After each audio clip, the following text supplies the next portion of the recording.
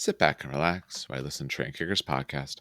I'm Dave, and along with my co-hosts Dan and Steve, we're going to take you all around the world of miniature wargaming. On tonight's episode, we are going to be going through the rules for bound demons. Now, as we were recording on a Wednesday, this was released actually on Monday, I believe it was, and this came from the Warhammer Horus Heresy. They put out the Burning of Ohm mat. And in this, they essentially shared that they're giving us a little bit of a flavor, a taste of demons for the time being, with later on the year that they'll essentially give us the full Demons Unbound. So we're going to be going through how you include them in the army, the different rules attached to them, and what units they've given us.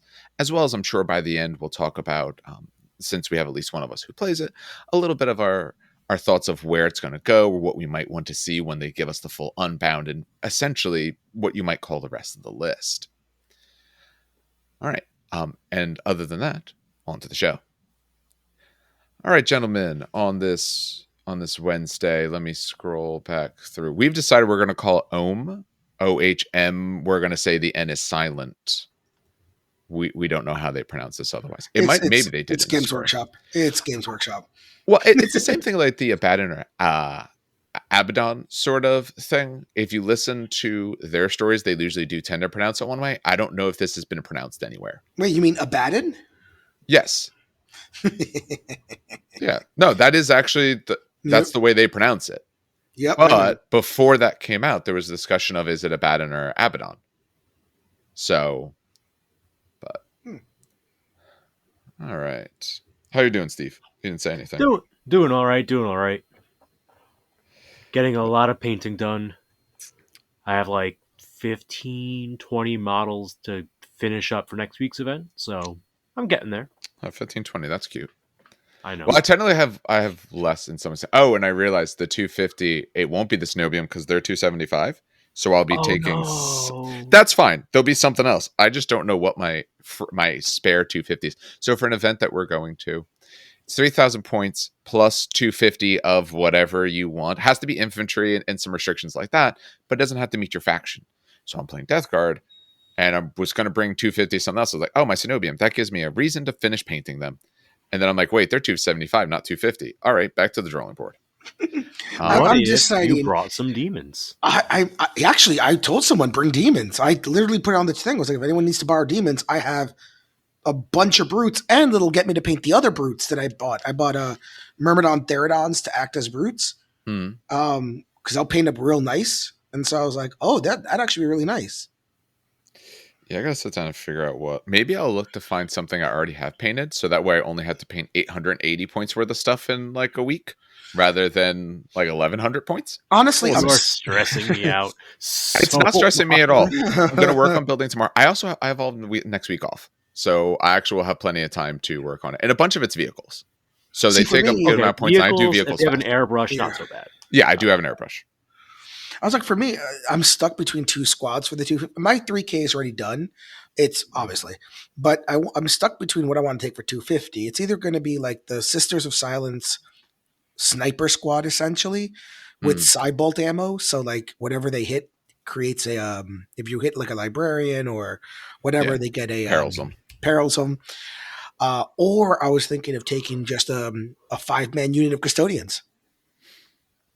I don't know. It's just time. Yeah. I just keep flipping flopping between the two because he did say you need mobility, and the thing with the sisters are they're really cool, but they're armed with snipers, so not really mobile. Yeah, maybe I'll take some jump pack Marines if I decide to make more of them. We'll see, but we'll probably be discussing it since we're all going to that. We'll probably do some releases about that after we're done, and maybe might try to record a little bit there. We have to see. All right, so why don't we get into these Demon Boys proper? So the overall idea of the way we're going to do this, we are going to be, discussing what they are, going through their different rules they have, the different dominions, which really kind of differentiates what is what for all of this and who each one of them is. Then we're going to go through the, honestly, short list of units. So that's the overall plan. And like I said, at the end, we might discuss a little bit about where this is going. Spoiler alert, at this moment, we have not gone through the fluff because there was 10 pages, and I think we've all been too busy. So we read through the rules. We got really excited, got ready to record, and we realized none of us had actually read through some of the fluff parts. So you might be getting interspersed some of the fluff piece now, or at a later point. We'll see. I might try to record it separately, and if so, you just heard it. If not, we will get to that. It interests us, but I don't know. This week's just been nuts. Yeah, that was a fantastic story, and I'm really happy and or sad that the thing did / did not happen. having not gone through it, I at least have some predictions that it's usually, since it's related to demons and you want them, it's probably traders doing well. Maybe loyalists beat them out at the end, but not except at a high cost. Because GW definitely, the good guys don't truly lose in a lot of GW fluff, but they'd never win, kind of thing. So like they're always beaten down, but there's always so many more worlds and so many more pieces. So like, yeah, they can get crushed here. Oh, but there's still another fleet. There's another this or that. So, but we'll see. I could be entirely wrong, and if so, cool. All right. So, just giving that sort of very brief overview. So this, these units here, they are bound demons. They specifically mention that. They mention what it means to be bound, and we'll talk about that in a moment. But they're both bound, and they're bound Malefica. So we'll notice all of them are going to have this. It modifies the demon unit subtype. So they are demons, but what they get is going to be a little bit different. Does anyone in particular... We didn't discuss this ahead of time. Does anyone in particular want to take any particular part or discuss anything special? I'm taking Kabanda. Well, we knew you were going to. Yeah, that's 100%. Yeah. I'm open to anything. Okay. All right. That's fine. So, actually, since we're going, why don't I talk a little bit about what we have for at least what it means to be bound, and then someone can take the Warlord trait. So for bound, they give you a giant list of what all of this means, but luckily it's the kind of thing where it's simpler than normal. So, Dan, correct me if I'm wrong, but normally if you were playing demons as listed, the demon unit subtype, they start with a higher strength and toughness, and it decays across the game. Yes. I always lose, so I don't have the rule in front. Actually, wait, give me 5 seconds. I'll have the. But yes, it starts off one higher, then in the middle of the game it goes flat, then it goes 1 minus, and then by the end you actually, I think it goes 2 minus even.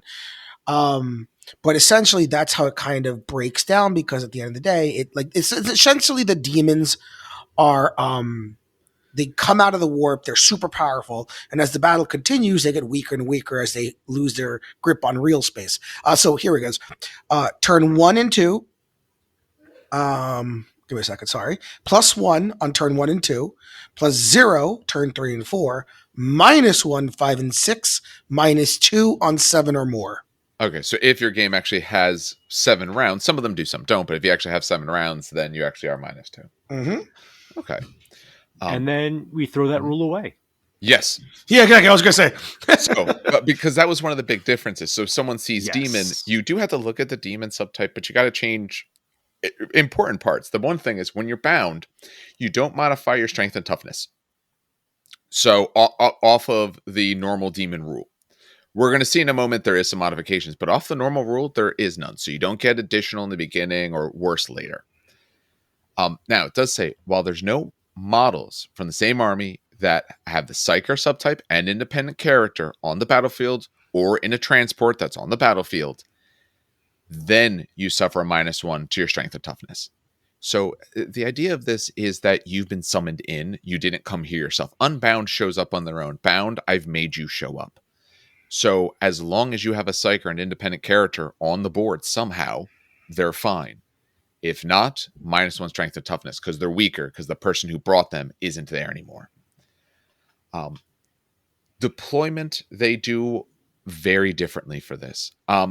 Do we know currently how demons get deployed? Or is it speculation based off of first edition? Naturally, I'm talking about unbound demons. Unbound? Oh no, unbound demons, nothing. No. Okay. How did it do in version 1? It was version 1. Right? Yes, it was. Portals. Oh my god! So you put a large it was an 5-inch blast, the large blast, and you had 3 of them. You place them anywhere on the table, not in the deployment zone of your opponent, and I think not within their table half as well. And essentially, you come out of those portals. You deploy from those portals as if you are coming out of reserve. You could not deep strike out of those portals either, which is very important. You'll see why, because now you can. Yeah. All right. So these guys, it's a bit different the way it works now. So essentially, you take your units that are the bound Malefica. So essentially, your bound demons. You take one of your Psyker unit independent characters. So the guy who's actually summoning them in, he has to be on the board somehow. And it does specifically state that, yeah, you can be in a transport. That's fine. But you have to be deployed on the board. You then roll a psychic test for every unit that you want to come in to start with. Every past psychic test is one of those units. Should you fail any of the tests, you're done. You won't take up Perils of the Warp, but the rest of the units have to go into the reserves. You are allowed to pass by units. You can choose, I'm not going to roll for these guys. I want to roll for them, and that's fine. You can keep doing that. It's only when you roll and fail. So you're not required to roll, but any failures stop you from doing so. The other key feature that they put here is that when they're placed in reserves, obviously they have to be bound subtype. They do not have reserve rolls made for them. So when it comes to time for reserves, you don't roll for these guys. Instead, you take one of your Psyker subtypes, and independent character, much like before, has to make a psychic test for them to come in. Note it says it only applies when deploying units containing models with the bound subtype from reserves, and does not expect special deployment types such as Deep Strike Assaults or Breaching the Veil.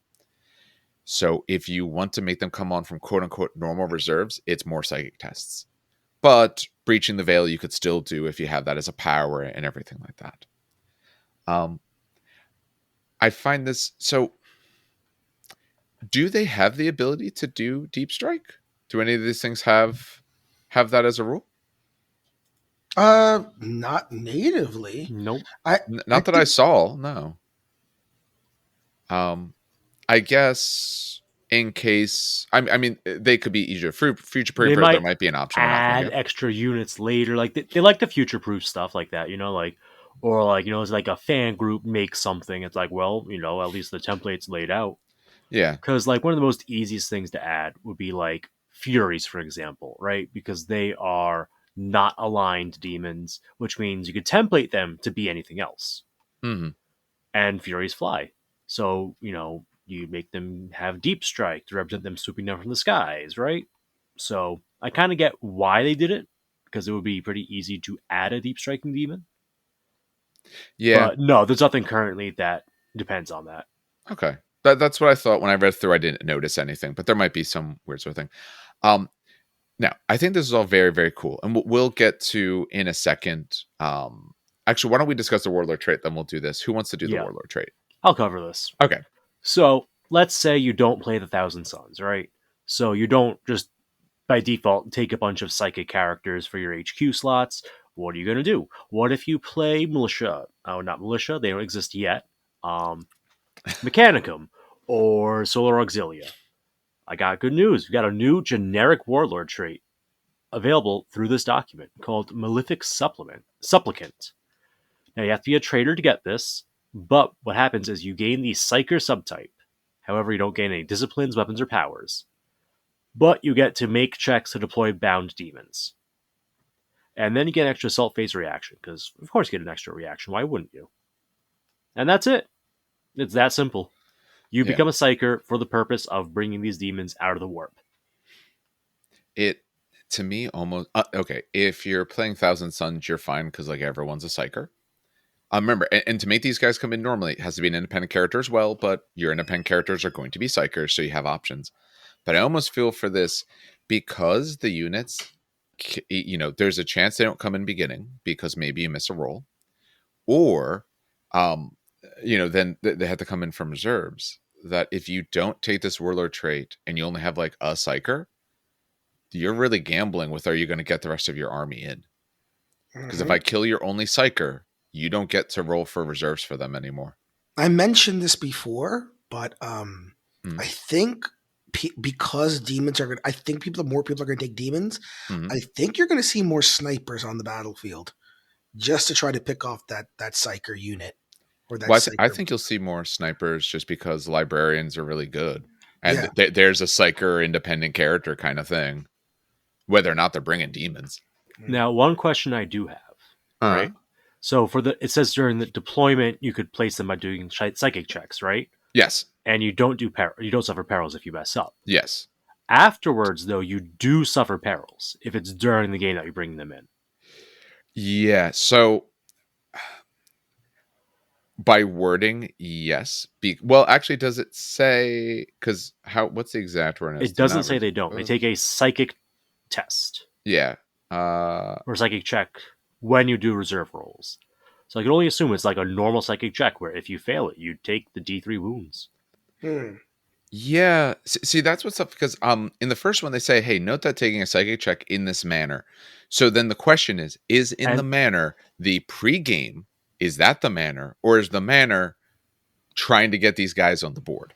It's got to be the pregame because if I would think so. if you want to fluff it up, pre-game you have time to like round up a bunch of mortals and just sacrifice them that weren't like combatants in the field. But once you're already in combat, you got to use some other form of sacrifice to bring them in.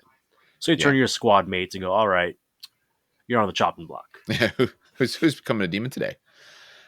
Yes, I would agree. Off of the way this is worded and what we see here, yes, I would say if it's during the game when you're trying to bring them in from reserves, that you would take a perils. I would love, honestly, in my mind, I would love to see them put in the line that says again, you don't take it, because I already think if you don't have several psychers, that this could be bad if you miss one of those rolls or you choose purposely to hold them back. Because I kill your psyker, you're done. The warlord trade almost feels necessary because you better have at least 2 psychers minimum to be able to do this if you want to really put some points into this. But yeah, I would say you do off of the wording. Absolutely. The other thing is bound Malefica, because all of these things in here are bound Malefica. So bound follows those rules.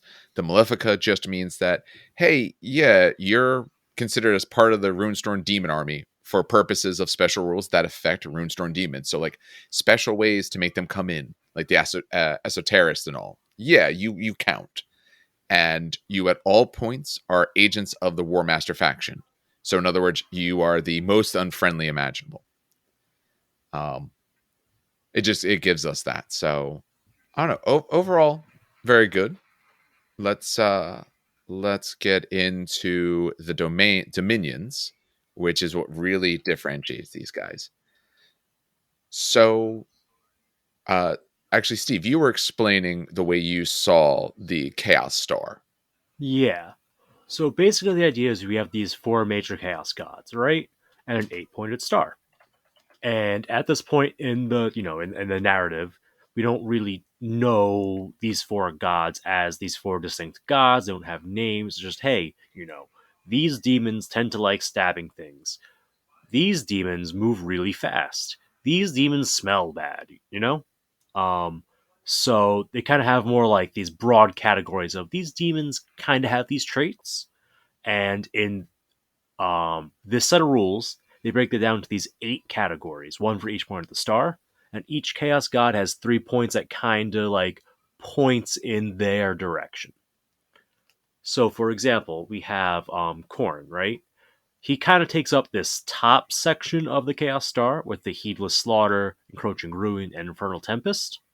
So, he kills stuff. Who would have guessed? He ruins stuff. Who would have guessed? And Infernal Tempest. Let me just switch to that one real fast. Make sure I'm not talking completely out my ass. It shouldn't be. I mean, it may not be a perfect way they've done this, but that I do see it as sort of branches because that one you get Hammer Wrath and stuff like that. You're getting in there and hitting people. Yeah, but yeah, basically the idea is I think each god's supposed to have like 3 points. One is like their primary and like 2 secondary points. So there's some overlap, some not overlap. But basically, you pick one of these 8 points of the star to be the bias that your force has for each of the units, I believe, right? Yes. Unless the unit says otherwise, yes. You are allowed to include different types and everything like that. Yeah. So I mean, we don't have a very long roster of units to affect with this, No. but at least we have a lot of options for the very short roster. Yeah. The general rule is your unit must have a type unless it was prescribed one. You get to choose one. Your unit must all have that one type, so you can't mix and match models inside of unit.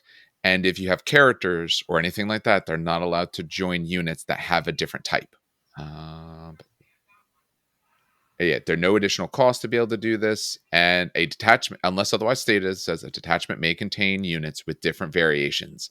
So it's like I said, they're kind of almost like distrusted allies in themselves. You can't mix and match things unless they look the same. All right.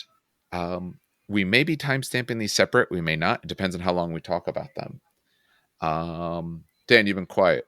Go to Encroaching Ruin. That's the first one. Oh, I was going to wait for the corn shit, but that's fine. This is the corn stuff. Well, It's one of them. And It's one of Encroaching them. Ruin is one of the corn ones. Samus's.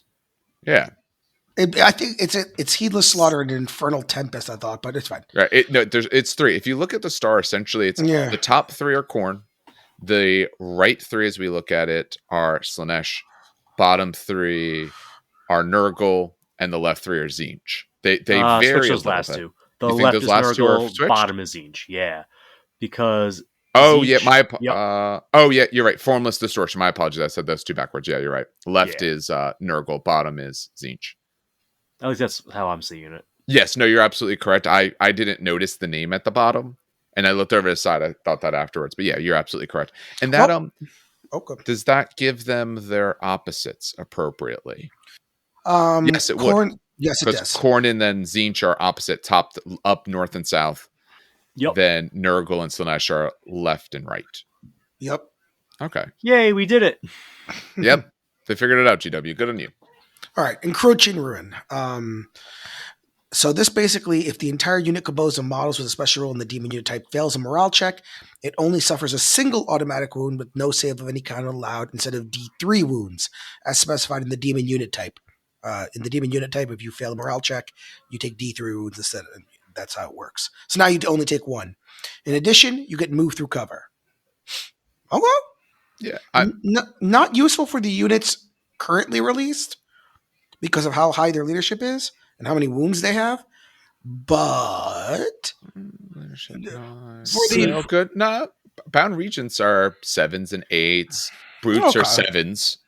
And remember that there's, and say like a brute unit, which we'll get to shortly, there's not like a character model that necessarily goes in them. The only way you can put a character is if they're the same type. So it's not a bad idea.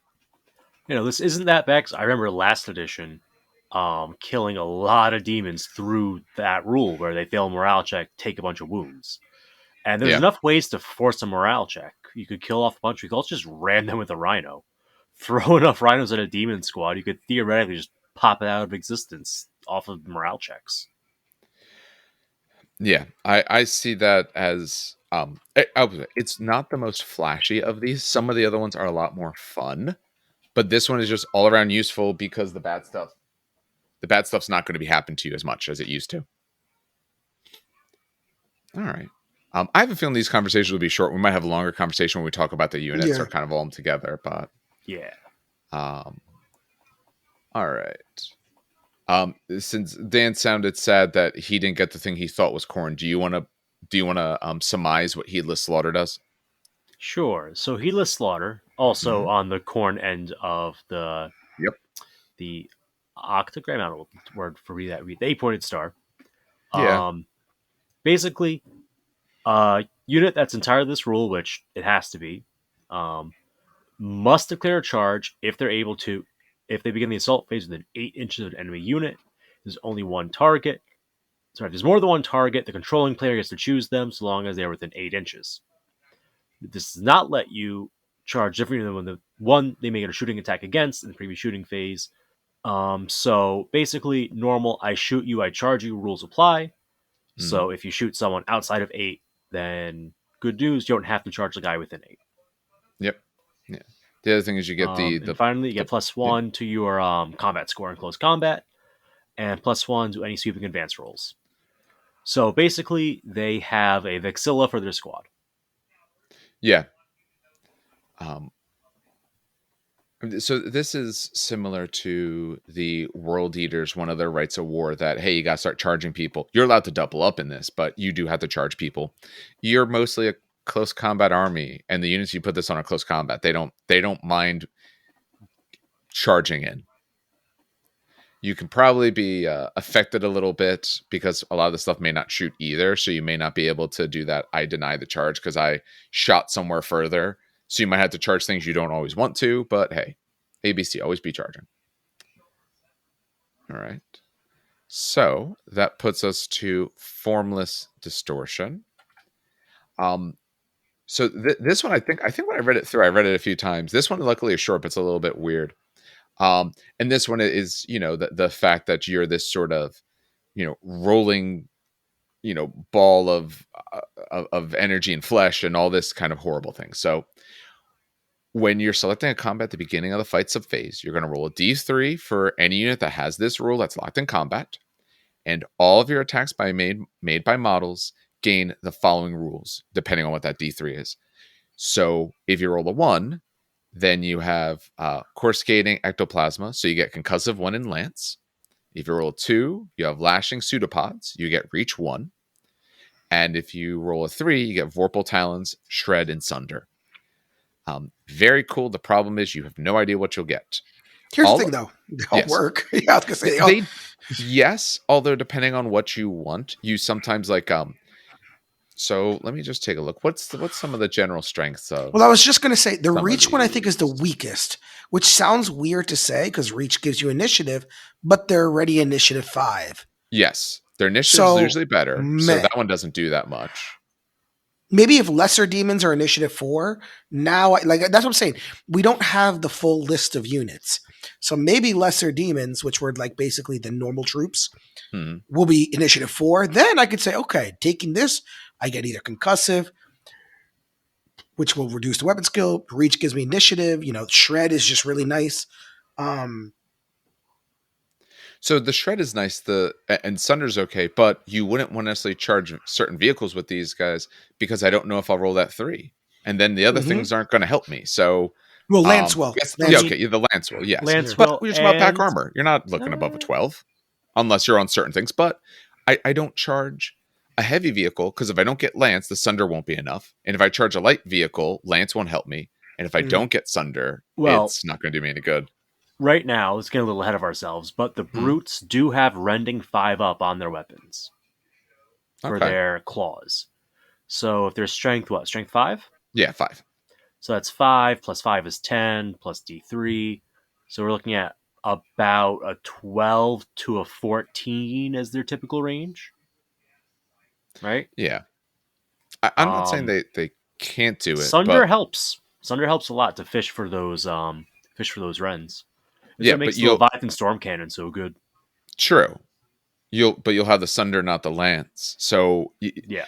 What I find is that when I look at this, okay, it's demons, so it's all random and all. But when I go into a unit, if I'm going into something where, it's going to struggle unless I get blank, that's probably just a bad plan. Like I said, going against a heavy vehicle, Sunder's not going to necessarily help you much. It might be very, very tough. Maybe the Lance helps you more. But if you go against a light vehicle, the Lance doesn't do anything. And I don't know. It's kind of random which fits demons, but I can see you getting the results you don't want easily. It's cool, though. What is our thoughts on... So in the Bane rules, it never says that this is the bound demon rule. It's Aetheric Dominion and so on. So is our thoughts that normal demons are going to have this chart? I think so. Yeah. Because I'll put it this way. They put the effort into making this graphic. Yeah. That alone says that it's probably like something they're going to be using again. I agree. Because like all these background pictures are pictures from like Horus Heresy 1. Yeah. And such. And I mean, they might change some... That's a brand new graphic as far as I remember. They'll change some of the wording around probably. But overall, I think they're keeping this idea.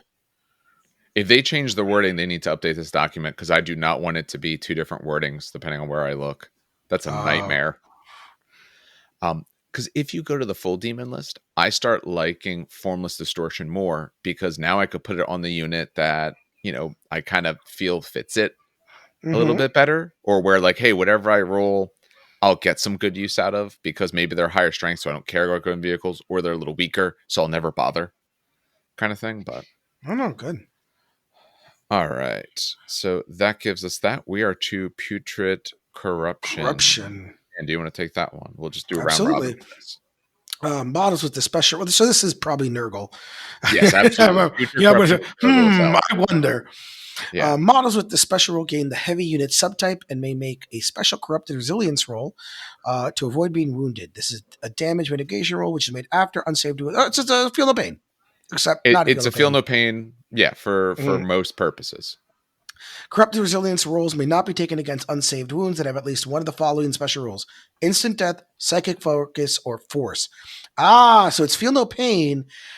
But instead of with instant death, it's psychic force or force that also stop it as well. That's neat. That's super neat. To make corrupted resilience roll a d6 each time an unsaved wound is over, and a 6-up, it's treated as being saved. Okay.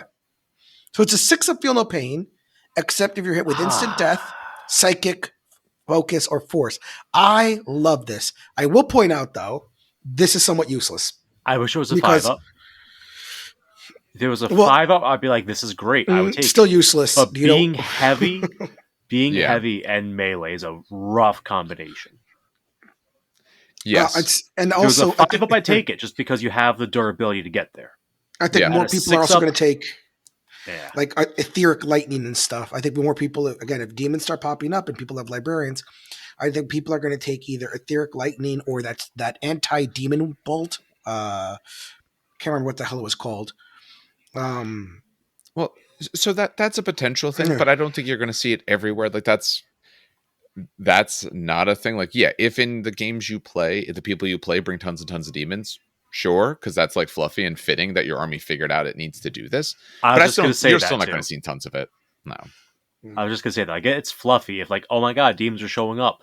Let's reopen the Librarius and see what they could do about it. Yeah. I agree. Putting it on a 6. Okay. Either put it on a 6 and let me have it on everything, or put it on a 5 and give me those restrictions, because making me heavy when I probably want to assault you is rough. Not being able to run is rough. Now, so because I played because I had demons in 1.0, I will say that not all demons were melee. You could customize them to be shooters. But right now, it's all melee. The problem is, so that's the problem. If this was in 1.0, I'd be like, oh, okay, that's kind of sexy. But because it's limited to these units, I'm like, meh.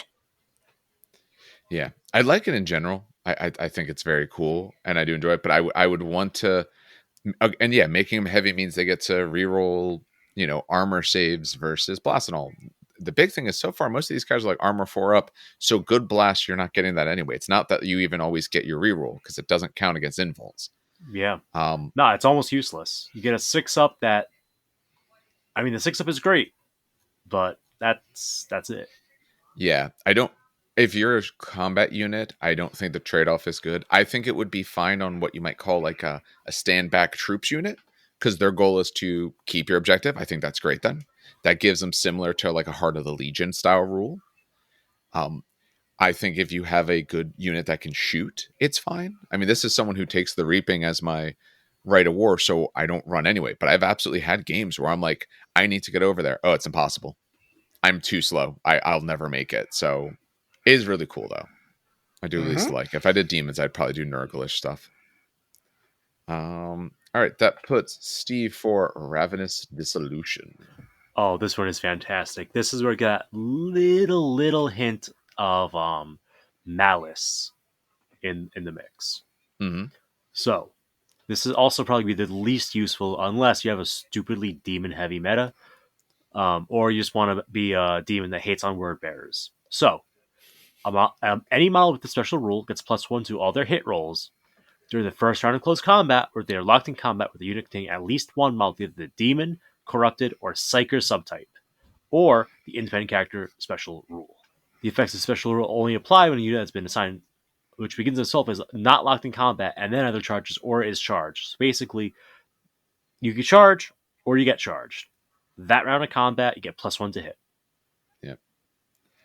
And then the last line, I feel like the two lines like almost contradict each other the way they put this. No, it's just saying that if they're locked in combat and they get charged, that is now the new first turn. Yes, but their previous line says when they're not locked in combat. I just think they could have said any turn in, because they've done this before. World Eaters, I think, have this. Several units have this. If you charge or get charged, you get +1 that round. Unless what they're trying to do, maybe what they're trying to differentiate. If they get multi-charged, that's the best I could figure. Here's what I think they're maybe trying to carefully do, and see if you guys read it the same way I do. My unit is locked in combat from last round. Cool, I have my bonuses, who cares? Now your next unit charges into me. My +1 is that against both units. I feel like they almost put the second line to tell you it's only the first turn versus the unit that just charged in. Oh, that makes sense then. Yeah. I like that interpretation. Yeah. If an enemy unit charges this unit is already locked in combat, then that does count for a new first turn of combat.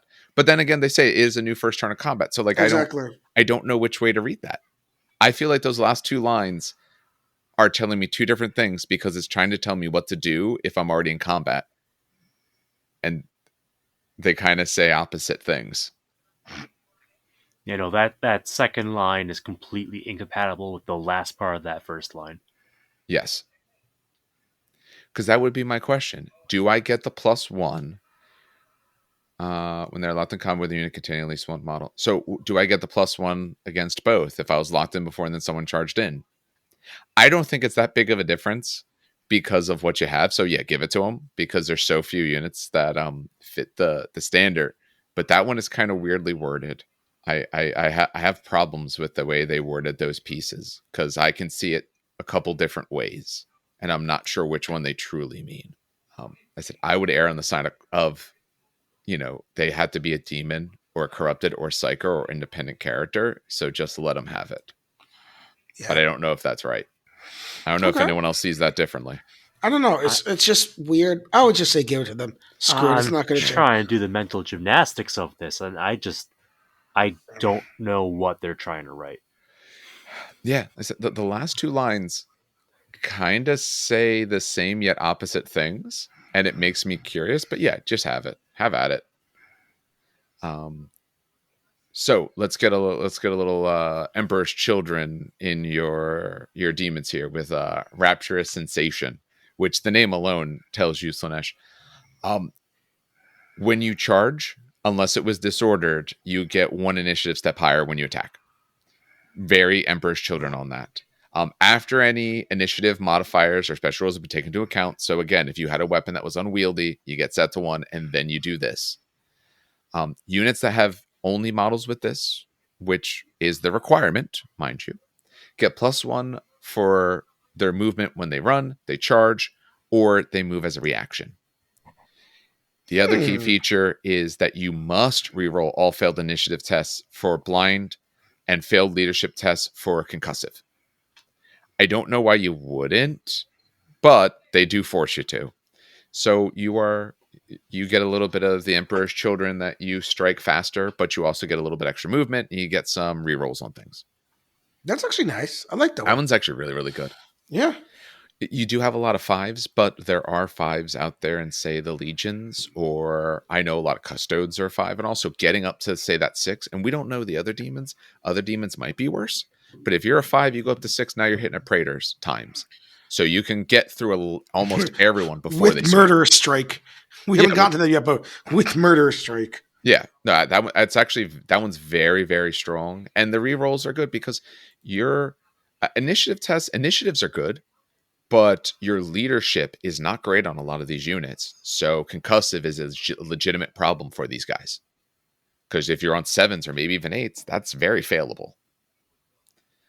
All right, that puts us to Malevolent Artifice, which I believe is Dan for that one as we cycle around. Yeah.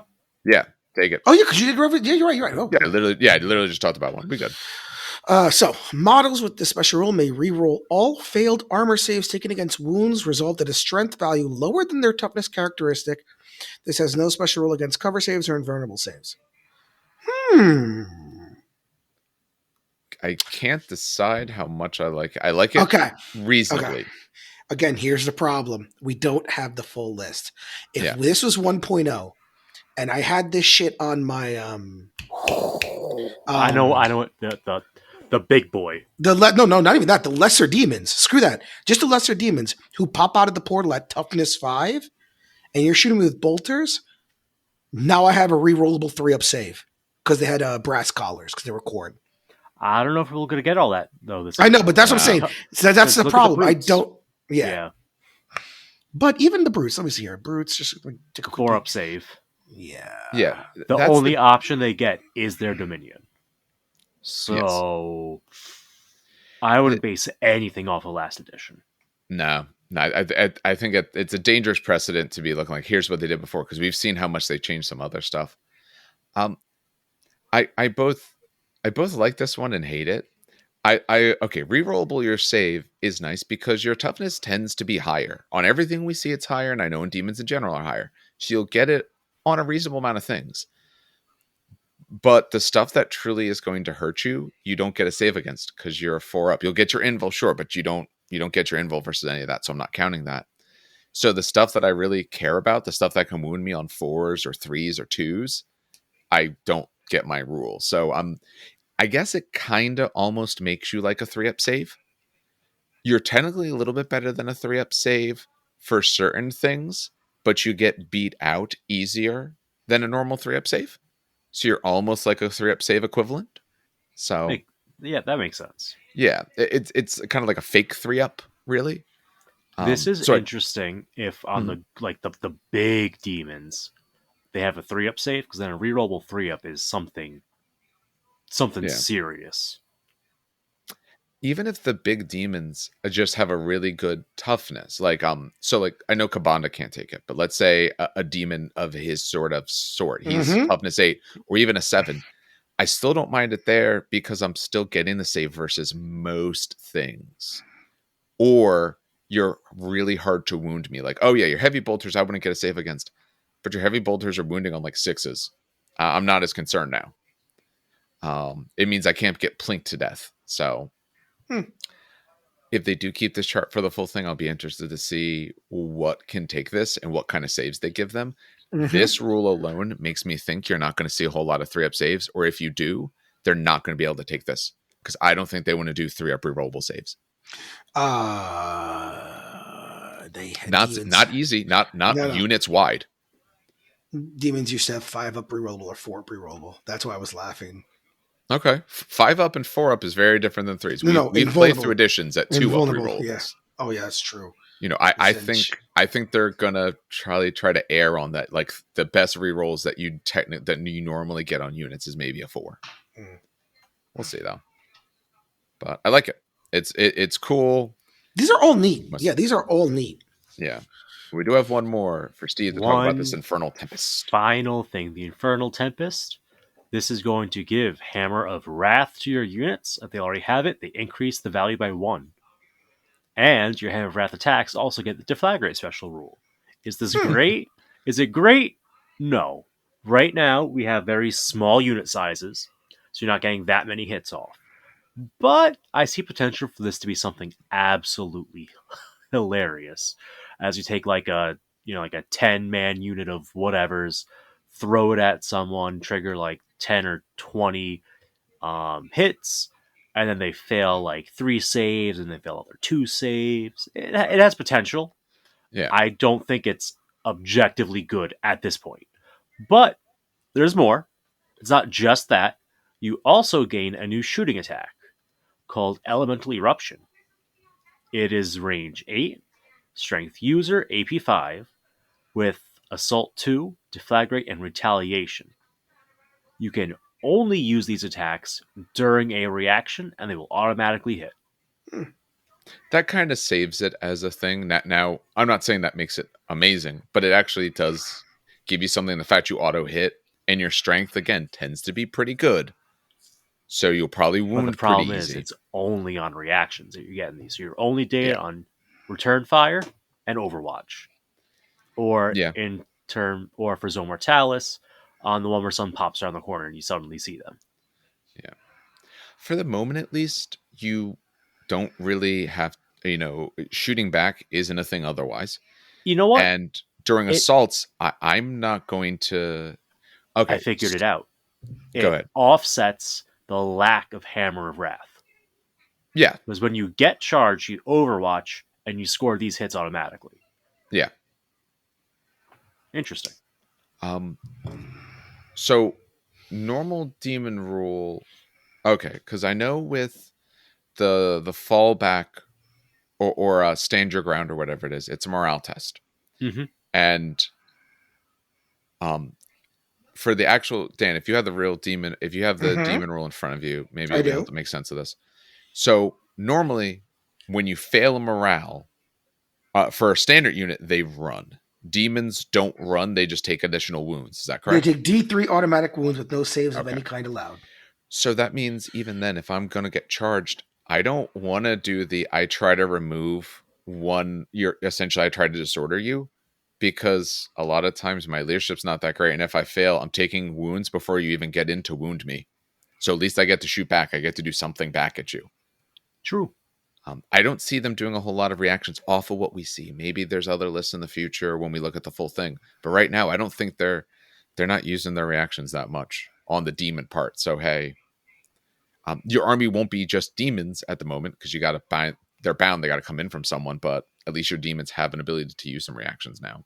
I will say, after having gone through all 8 of these, Mm-hmm. I don't think what we were saying earlier about that star is correct. Why Because, not? so if you look at it, Malevolent Artifice, for example, Khorne is the one that has the demon engines, like classically. Nowadays, you have a whole bunch specifically in the Death Guard for 40k, but Khorne was always the Chaos God that had the demon engines. So I wanted to mention this before. I'm going to mention it now because my teeth are still kind of hurting. There are actually 8 Chaos Gods, not 4. So the Octagon is actually the 8 Chaos Gods. It's Khorne, Nurgle, Tzeentch, and Slaanesh, obviously. The Anathema is a Chaos God, which is the Emperor. And that's the anti-demon god. Malal is the god of order, or god of disorder or entropy, essentially. And then there's 3 others we don't know, or 2 others. Sorry, we don't know. We're gonna get Vashtor. Oh God, shut up! No, no. But no, I just wanted to point that out. I know you were talking about how it's like 3 per. It's actually more. There's 8. And they blend into each other. So, for example, Encroaching Ruin and Heedless Slaughter are Khorne, but you'll notice that Heedless Slaughter and Formless Distortion are very close to each other, because it both has to do with combat, and you'll notice that Malevolent and Infernal are very close to each other because they have to do it. They blend to each other, but it is 8 essential Chaos Gods.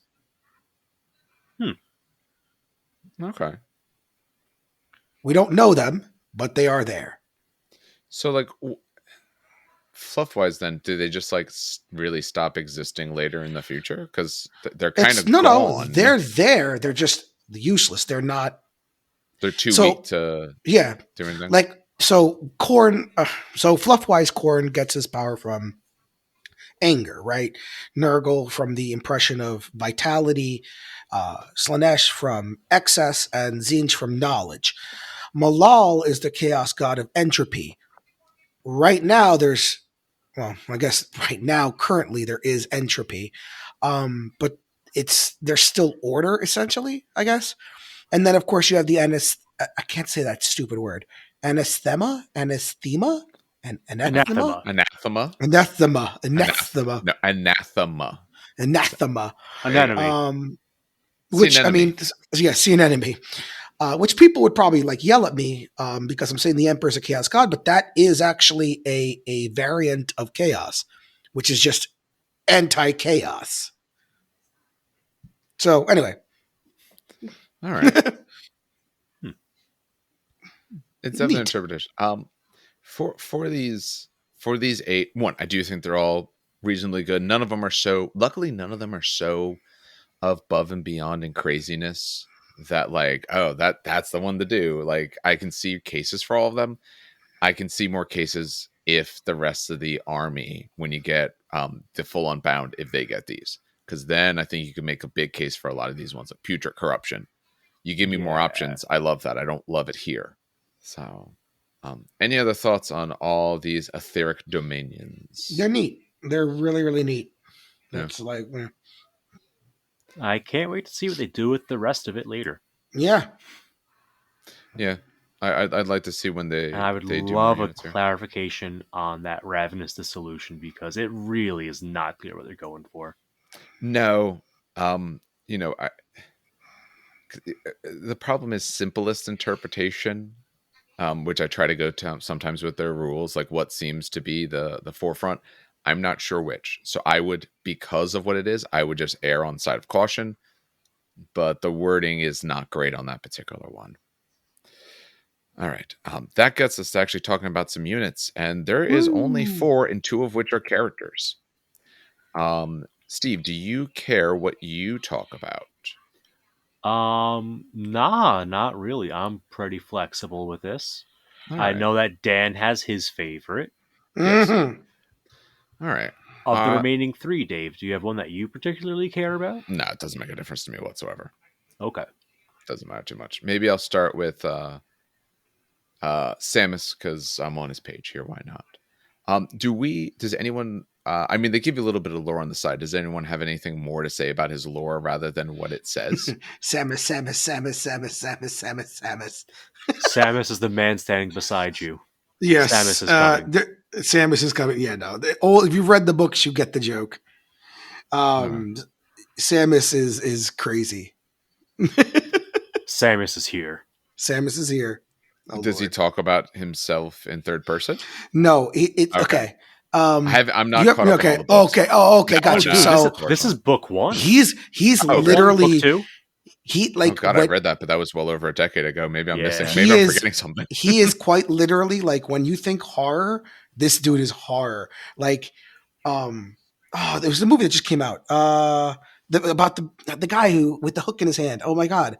Candyman. Yeah, he's essentially Candyman. Wait, just came out? Are you from 5 the years new one. ago? No, wait. No, Candyman didn't come out from the new one? Don't do that to me, Jay. Come on, no. Don't do that to me, Dave. The most recent one, 2001, so 2 years ago. Okay, 2. I'll take 2. You said 5, and I was like, oh God, no, I thought it was a little bit older, but no, it was only 2. Okay. Oh my God. The last 2 years have been 2 very long years. Yeah, exactly. That's very true. No, but he's he's like, this was one of the very few books where I was like, oh my God, this is terrifying. He's basically the Candyman. Yeah. So anyway, people just keep repeating his name over and over and over again. Then he gets summoned. When I was a kid, that was the only horror movie I couldn't do. I don't know why. And it's like horror, but it's honestly, to my mind, it's more of suspense. It's suspense and horror mixed together. But for some reason, as a kid, I just couldn't do that one. All the other horror movies I didn't care about. Hellraiser, nothing. But that one always weirded me out too much. So this is Bound Samus, 380 points. He's the end and the death. He's the demon prince of the primordial annihilator. You get him. He is bound, monstrous, character, and unique. They later explain unique. Unique is the same thing unique has always been. He is move 8. He is weapon skill 6, so he's quite good. Ballista skill 5. He is strength 8, so very, very high strength. He is doubling out Marines on natural swings. Toughness, wounds, and initiative 7, so he's swinging before everyone. He's got 4 attacks. So little. Yeah, leadership 9 on a 3-up save. So he's approaching Primarch levels in terms of points and reasonably so much in stats for the moment. He has the Blades of Samus. We'll go through that. He has that Encroaching Ruin as his dominion. He does not get a choice. For this one, remember, this is the one that when you fail morale test, you take 1 instead of the D3. He's leadership 9, so it's not as important, but so be it. He is Bound Malefica. That means, yeah, that's the thing we talked about. Hey, you're a demon. When it talks about demons, yeah, you're a demon. He has an invulnerable save of 4-up, an ethereal vulnerable save, but he's got 4-up and vulnerable save. He has Empyrean Avatar. which, yep, they do give him that on the other page. We'll look at that in a second. Whispers of Madness. He is Fleet 2, so he's quite a bit faster. Will not die on a 5-up. Rage 3. So that's where he really gets his attacks from. He is Bulky 7. He's got Move Through Cover, and of course, he is a traitor. I do want to point out real quick, Ethereal Invulnerability. These are invulnerable saves that cannot be taken against attacks made with the Force Wet special rule. Yes. They're invulnerable saves. They just can't be taken against Force. Yeah, that's a good thing to point out. And it says his Move Through Cover came from his Encroaching Ruin Dominion. So that's why he has it. He may always be selected as an army's warlord, even if he's not in the primary detachment or an HQ choice. So he's allowed to be your warlord no matter what if you include him. If he is the warlord, Bound Samus replaces the Empyrean Avatar special rule with the Eternal Warrior special rule, and automatically has the End in the Death as its warlord trait. So he can always be your warlord if he's there. You would have potential issues. So if you had a Primarch, that would be like a different thing because Primarchs must be. But otherwise, you can always choose him, and then he gets, instead of his rule, he becomes Eternal Warrior, and he has this warlord trait. When he's in a challenge, successful and vulnerable saves taken against his attacks must be rerolled. In addition, an army with Bound Samus as a warlord may make an initial reaction in the movement phase. So they have to reroll saves. Your weapon is AP2. His blades. So, and it has Murder Strike on a 5-up, which we'll talk about in a moment. So they have to reroll invulnerable saves. Unfortunately, it's only in a challenge, so you've got to actually get into a challenge with someone. But if you get into a challenge, you're going to kill them because you're probably doubling most of them out anyway, even not without worrying about anything else, even if you miss the Murder Strike. His invulnerable save, it's equal to the number in there, but it can't be taken against Force weapons or anything that has Force. His Empyrean Avatar, which he has unless he's your warlord. When you take an unsaved wound that with instant death, instead of being removed, you take D3. He has an automatic deflector in terms of what it does for instant death, or gains Eternal Warrior if he's your warlord. Whispers of Madness. He gets the following benefits. If Bound Samus has been placed in reserves and has not yet arrived, reserve rolls by your opponent are made at -1.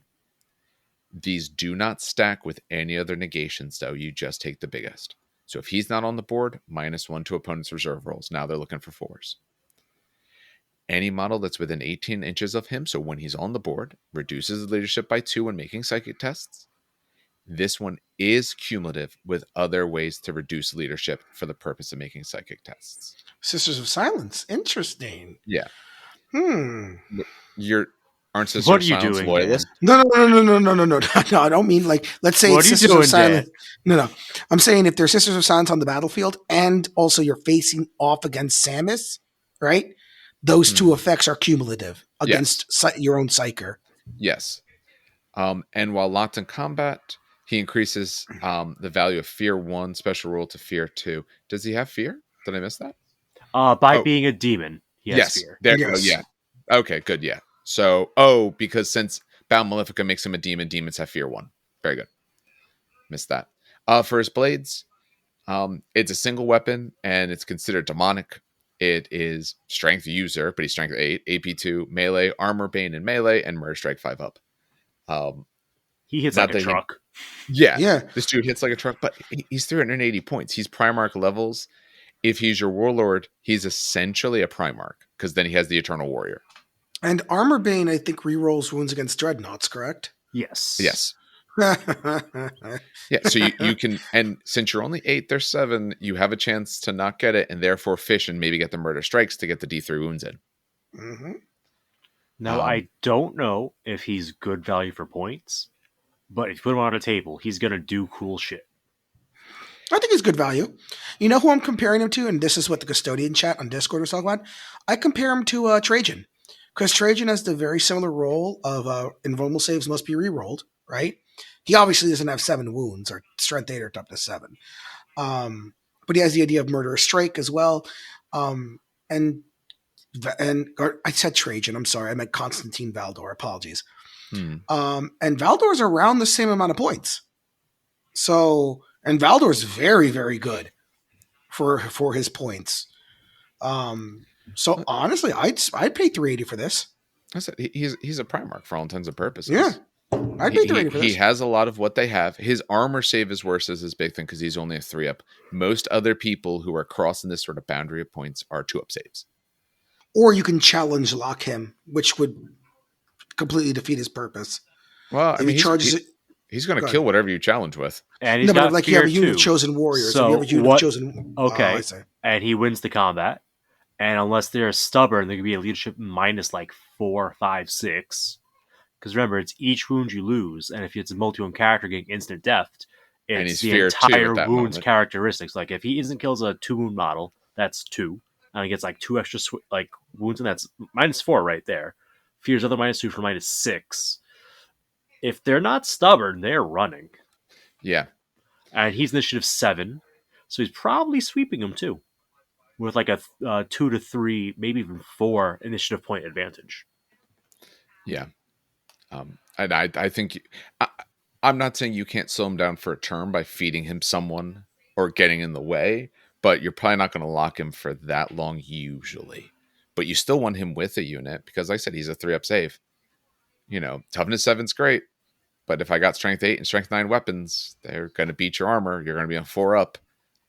7 wounds isn't unbeatable for that. It's the same way you kill Primarchs. You kill Primarchs because you make them do enough saves. Because you brought Thunderhammers. That also helps. Or Last Cannons. That's how we took some out the other day. Actually, I killed one with a bolter, but Last Cannons are more fun. But he is good. If you have them, he has a model, right? It's not great. I hate the model with passion. Oh, we say yes. We say yes. If Steve is saying that, that should give you some idea. Okay, yeah. He is that. You know that the old Forge World alternate Demon Prince models. And there's that one Corn one that's like the dog face. Oh, I just looked at that guy. Yeah, I remember that one. That one's terrible. Great. I hate this. Yeah, no, it's awful. It's actually legitimately awful. I don't hate it. I'm not missing words. It doesn't mesh with the rest. I hate the other guy with the ape-looking one a lot more. The ape-looking one? What are you talking? What? All right. But anyway. My issue with it is very simple. His right shoulder has like a little bit of armor with some skin hanging off of it all. To me, that really just messes up the line because when I look at him from the right angle, you see it off to the side. It just looks weird. If he didn't have that, I'd actually like him a lot more. I think his armor actually kind of does a negative for him. He either needs a lot more, kind of, like Vashtor / Demon Prince style, or he needs like none. But no, he's not great. It's kind of a shame. He looks like a werewolf. He's like a little bit armored werewolf. All right, let's maybe talk about some of the looks. Something a little more generic. Yes, take us to the generic. I'll take the next one. All right, I'll take the next one so that way he can get the brutes. Okay. So the bound Demon Regent. This is your HQ choice, your headquarters. You get 1 bound Demon Regent for 130 points.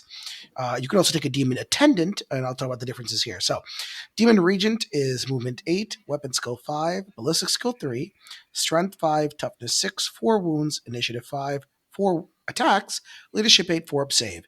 And the difference between that and the Attendant is just weaker.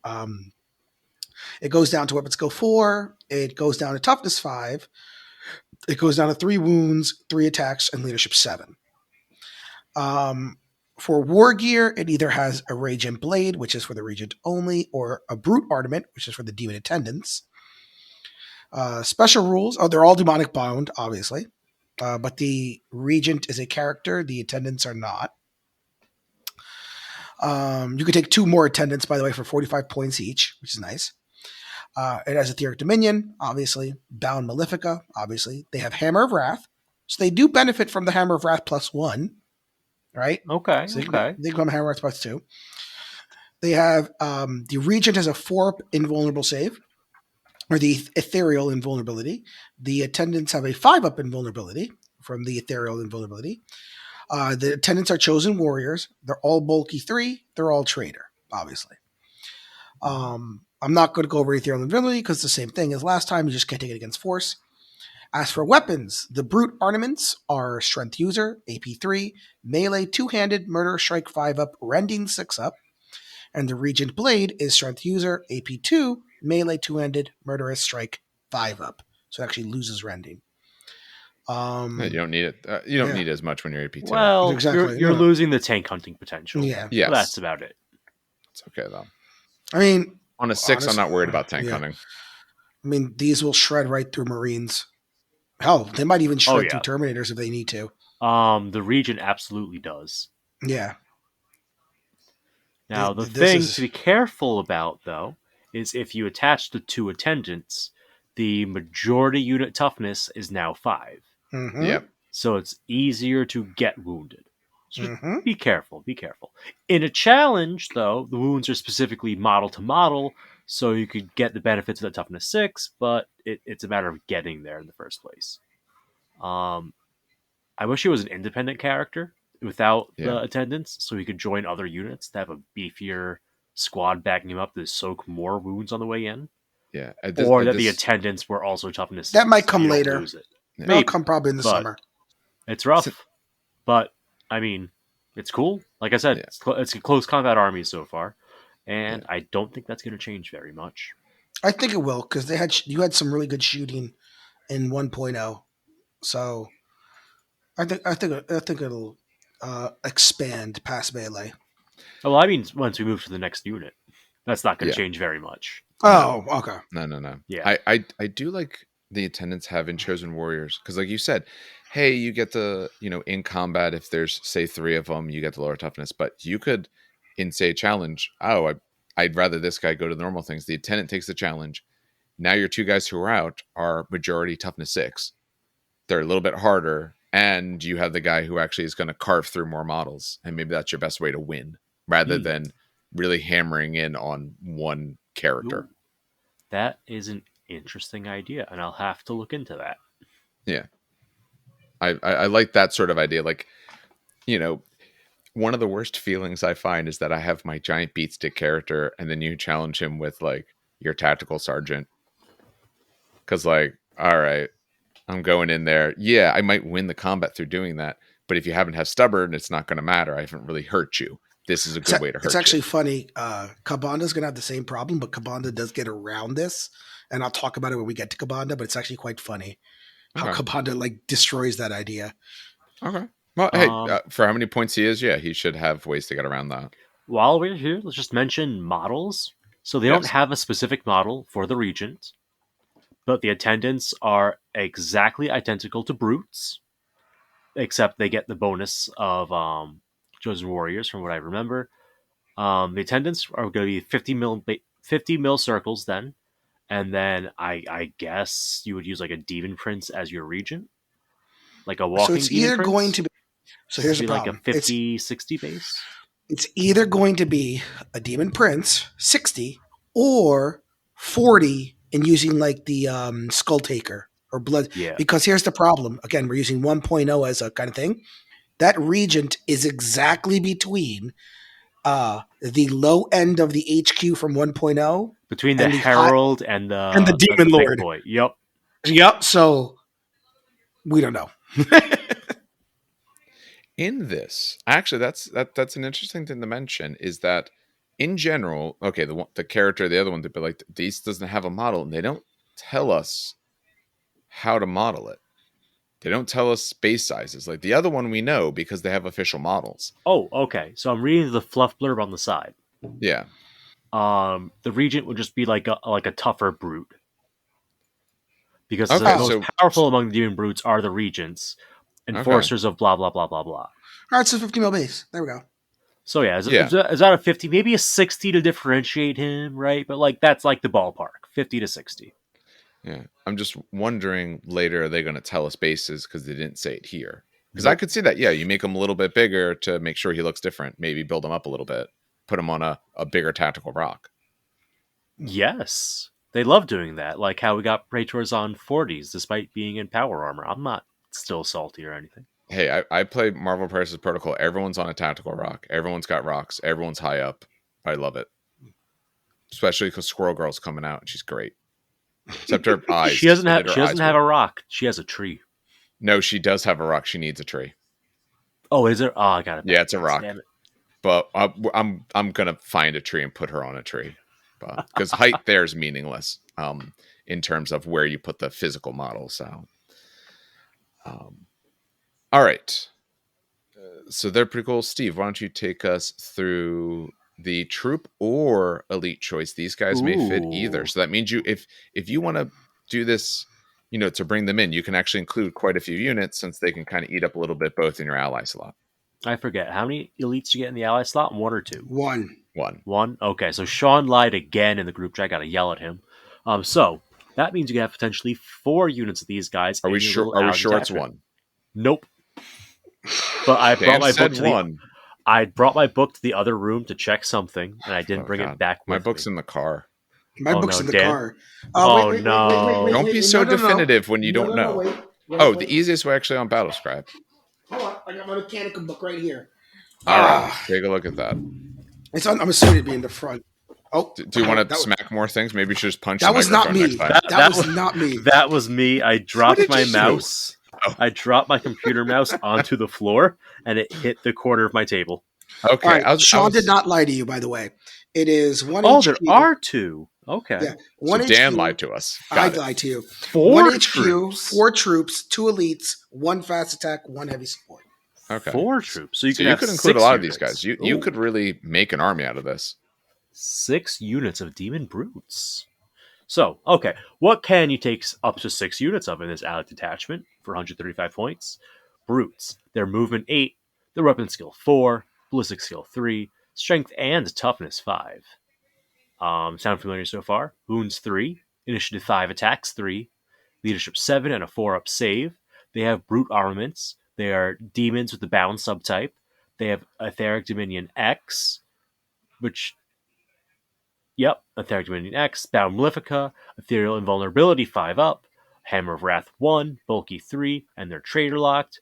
You get up to 3 extras to your unit for 40 points apiece, bringing your total 6-man unit into just over 250 points. At 255, if I can math? Yes, 255. You don't have many options here. You're just picking your Dominion. And their weapons count as demonic weapons.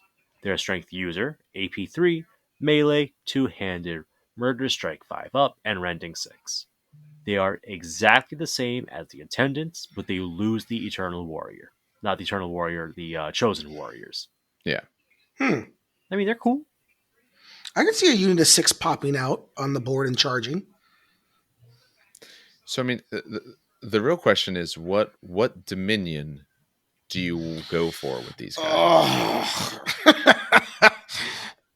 Or what are good options? It doesn't have to even just be one. So if their your AP plan is to 3. assault out of close, Yeah. out of reserves, I'll go with Rapturous Sensation for the +1 bonus to your distance. Yeah. Just in case, because remember, this is not going to be part of a larger deep strike assault. So it's just this unit is scattering. So you don't get to do the thing where, I have 1 unit deep strike as like my safe unit, and then I'm going to daisy chain up. Like, yeah, you'll have a few bodies that could do it, but even then, it's... Do they scatter? I thought they just get summoned in. No, you scatter. Oh, no, you're not deep striking. Oh, it depends on the way in which they come in. They just come in from reserves. They're walking from the edge.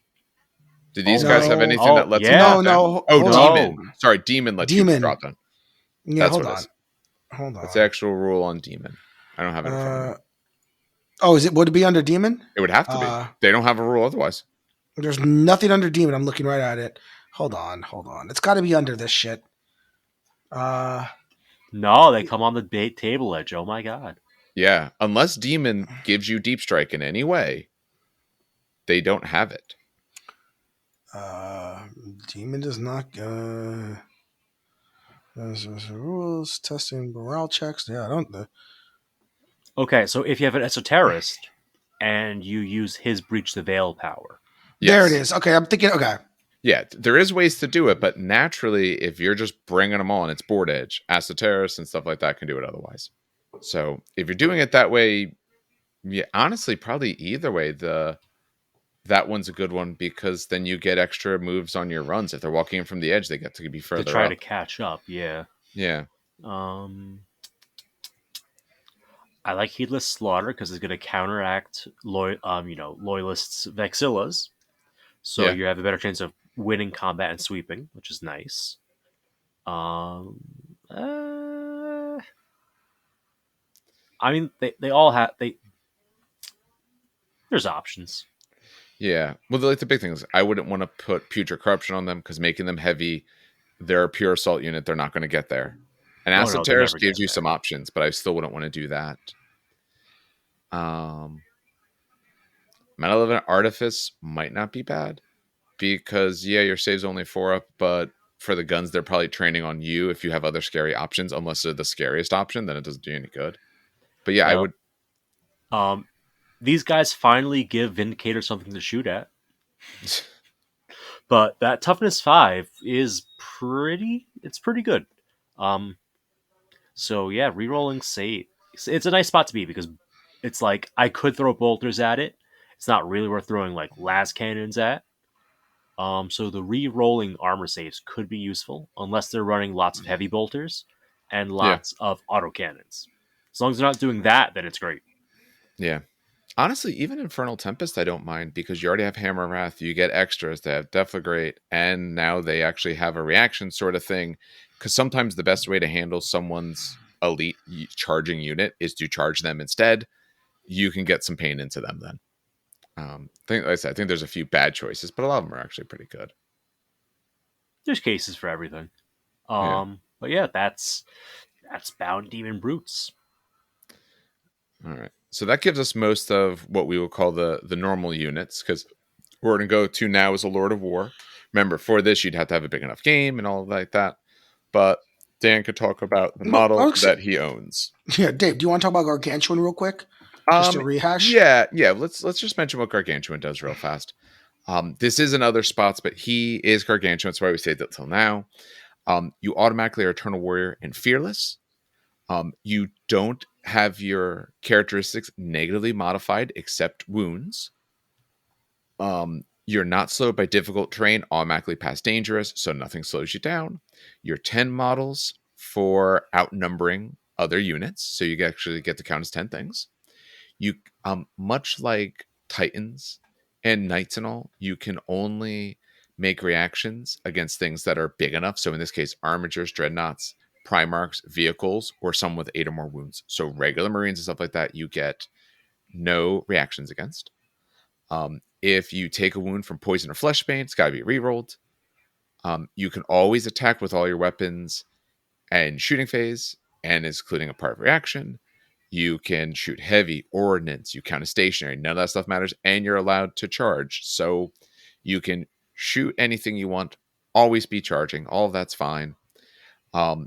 You can't join models that aren't gargantuan. So if you're giant, you don't get to walk with the little guys. You don't react to them. You don't even care that they're there.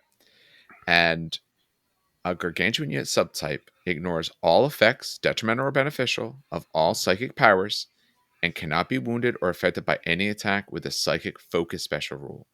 Weapons with the force rule are not affected and resolved as normal. So, wait, my apologies. Weapons with the force rule that are used to make attacks against a model with their gargantuan unit subtype are not affected and resolved normal. Yeah, so force still hurts you, but psychic focus doesn't. So your psychic focus mostly is on, for every chart of psychic powers, there is usually a weapon, and that weapon has psychic focus to go off. You can't use that against a gargantuan, which that one I find interesting. That one I find a little bit odd, but it's fine. It's whatever they chose. But that one I find a little odd.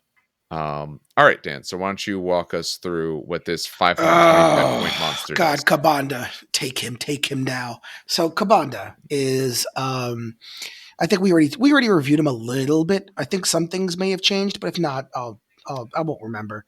But for fluff wise, remember Kabanda is one of the generals of Khorne, along with Scarborough. Scarborough's really no longer a general; he got his ass beat.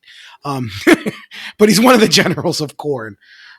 He's one of the weirdly enough, he's one of the smarter generals. I think the last time I referenced it, it was like Scarbrand is Ares and Kabanda is Athena. They're both gods of war, but Kabanda's more wisdom in war, and Skarbrand is more just outright destruction. So, power average 25 points, movement 8, but he's got wings, so that's later. Weapon skill 8, ballistic skill 5. I think they just should have made it 8 just to make the joke real. Strength 8, toughness 8, wounds 8, initiative 6, attack 7, leadership 9, 3+ save. Honestly, I would have just loved to see an 8 across the board just for the lull. He is a gargantuan character, unique. He's got 2 gears. He's got the Ornaments of Kabanda and the Incarnadine Wings. He's got a host of special rules. He has Heedless Slaughter as his Aetheric Dominion. He has Bound Malefica. He has a 4-up invulnerability for Ethereal. He's got 3-up Adamantium Will. He has Eternal Rivalry, which is a special rule. Hammer of Wrath D3. Hatred Sanguinius. It Will Not Die 5-up. Rampage D3 plus 1. So, really, he has 8. I don't know why they just make him 8 attacks and then D3. Why would they do that? That pisses me off. They could have just made him 8 attacks and then do Rampage D3. Anyway, so Rampage D3 plus 1, Scythe of Hatred, Traitor, and Skullkeeper. So, Kabanda, so we'll start with Skullkeeper. Kabanda may be selected as the Army's Warlord, even if he's not the primary detachment, and then you get Skullkeeper. Basically, all models the Demon unit type and the Aetheric Dominion Heedless Slaughter special rule within 12 inches of Kabanda gain the Rage 3 special rule. In addition, any army whose Warlord trait has this trait may make an additional reaction in the movement phase as long as he's not been removed as a casualty. And there's some special rules about choosing him as a Lord of War, blah, blah, blah, blah, blah. Dan, a lot has changed, actually. I got them side by side. What, for the Warlord? Warlord trait's completely different. Yeah, it's completely different. Oh, no, the Warlord trait's completely different. That one I know. Yeah, Warlord trait's completely different. And honestly, way better. Absolutely way better. Oh, my God. And it's not wholly within. It's within. I just want this now I want to see the full demon army, because giving Rage 3 to something out within 12 inches is just, oh my God. Ew. Why? Anyway, moving on. He's got Ethereal Invulnerability, which is Ethereal Invulnerability that hasn't really changed. Yes, he's got 4. Exactly. Incarnadine Wings. You could change his movement value to 14. I think it's just a jump pack. I'm trying to skim through it. I don't own things with jump packs. Oh no, Venatori. But he could change his movement to 14. This gives a bonus to charge. Yeah, that's normal. Difficult terrain, dangerous terrain. Yep, which will auto pass anyway. Yeah, he could still run. During the reaction, you may not choose to activate the model's wings. Okay. So, this is basically a jump back, is what I'm understanding. Yeah, it works very similar. Okay, good. It's the same. Eternal Rivalry. If enemy army includes Sanguinius, the following secondary objective comes into effect. So this obviously doesn't work if Sanguinius is not across from you. If Sanguinius is removed as a casualty when fighting in a challenge against Kabanda, Kabanda's controlling player scores 2 victory points. This is in addition to any points scored for Slay the Warlord. However, if Kabanda is removed as a casualty while fighting a challenge against Sanguinius, Kabanda's controlling player instead loses a victory point. That's neat. This won't really come up a lot unless you have someone who passes Sanguinius. It's a great fluff piece. Yes, it's fluff. I'm going to ignore it. It doesn't really add anything. So, I'm going to come back to Scythe of Hatred because this is actually exciting. So, I'm going to go skip to his weapons. He's got 2 weapons, a ranged one and a locked one. Obviously, the first one is used when in combat. The second one is used in shooting. The shooting one is 6 inches, so not very far. Strength 6, AP 2, Assault 7. So for those who don't know what that is, that's his gigantic whip. He's just literally whipping you at 8 Strength 6 AP 2 shots, which is hilarious to say the least. His melee, though, is user plus 4. So he's strength 12. Yes. Strength 12. There we go. He's strength 12, AP 2, melee, 2-handed, sunder.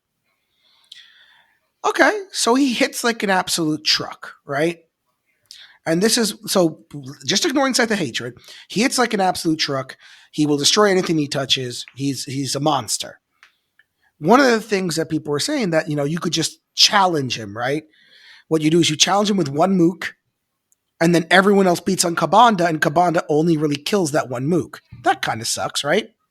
Scythe of Hatred. At the end of any assault phase, so this is the end of the assault phase. So this is after challenges have been done, everything was done. At the end of the assault phase, after results of any combats have been worked out and sweeping advances and consolidations have been completed, Kabanda may make a special Scythe of Hatred attack. To resolve this attack, the controlling player may place a Hellstorm template, which is the very large template. It's a flamer template. With the narrow end in contact with Kabanda's base. Any unit with models underneath the template suffer a number of automatic Strength 6 AP dash hits equal to the number of unsaved Are you wounds. tapping the table as you read? No, I'm click this. No, there's someone's like tapping a table. Yeah. No, I'm Absolutely a table being It hit. sounds like a drum. Yeah, there's a so drum weird. going on. I'm clicking my thing. That's No. There's a legitimate like tapping on a table. I'll look at the feeds to see who's doing it. Go ahead. No, I'm sorry. So you place a Hellstorm template under contact with the base. Anything takes a number of Strength 6 AP dash hits equal to the number of unsaved wounds caused by melee attacks made by Kabanda during the preceding assault phase. This does not include any modifiers to the score used to determine one combat. Now I need Steve, since you have the old one pulled up. Yep. Yeah, so do I. Did this change from the last one? Was it still number of unsaved wounds caused by melee attacks? Yes. Yeah. Number of unsaved wound caused by melee attacks that he made in the preceding assault phase. Yep. Yeah. So this is still disgusting. So essentially, you lay down the template, and it's the number of unsaved wounds, right? So if you insta kill Terminators, that's 2. Or if you kill, Custodians, that's 3. So what's funny is if you don't challenge him and he gets into combat, or let's say you do challenge him, he could still, let's say he kills your Praetor, that's still 4 automatic hits at Strength 6 with the Hellstorm template, wherever he wants on the base. Yeah. I mean, challenging him, giving him a sergeant is still always the best option because you're going to survive the best from it, but he can still hurt you a bit. Yep. He has ways to do so. It's not going to hurt nearly as bad though than if you No, just it is cars not. through your unit otherwise. But God forbid if you don't have someone to challenge him and he hits your unit and you're kind of bunched up. Yeah. He changed a little bit. So I could talk about what changed. Yeah. I mean, the Warlord trait got totally redone, right? Yes. But they no longer reference the Crimson Fury Yeah. Aetheric Dominion. And he had a rule called Miasma of Rage that increased all rampages by 1. So D3 became D3 plus 1. Which is why right now he has Rampage D3 plus 1. Yeah. Instead of just D3. Yeah, those are actually his... He's also 25 points cheaper. Yeah. And he did actually lose a leadership. And his invulnerable save is technically worse now, because before he used to get it against all the weapons. Now he gets it against almost all the weapons. Yeah.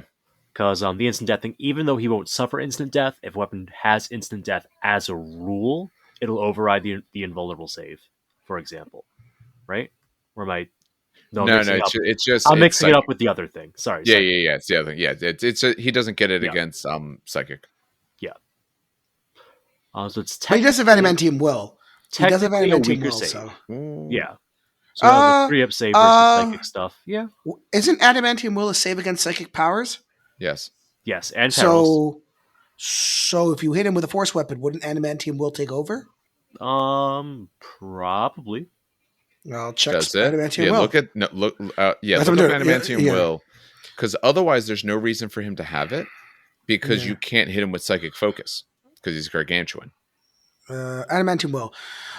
They gain a special invulnerable save against any wounds inflicted by weapons with fourth or psychic force or psychic focus special rules, and wounds inflicted by perils of the warp. And this is the value indicated in the thing. Yes. So he has a 3-up versus force weapons. All right. Okay, Nice. so that's why they kept him with Adamantium Will. I mean, he's a big guy. We lose the Crimson Fury thing that doesn't exist anymore and save 25 points. It's a pretty good trade, I'd say. And get a better Warlord trait, yep. Yeah. Yeah, I mean, if you're playing a game big enough where you have a Lord of War or want a Lord of War, this is absolutely an option. How big is a game for 525? It's like I 22, not even like 2100 2100. points. 2100? Okay.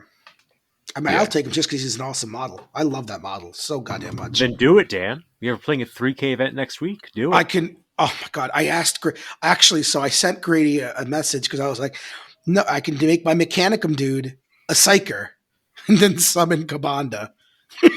Yes. The answer is yes. Oh my god! It's Oh what my god! Scoria would want. Oh my god!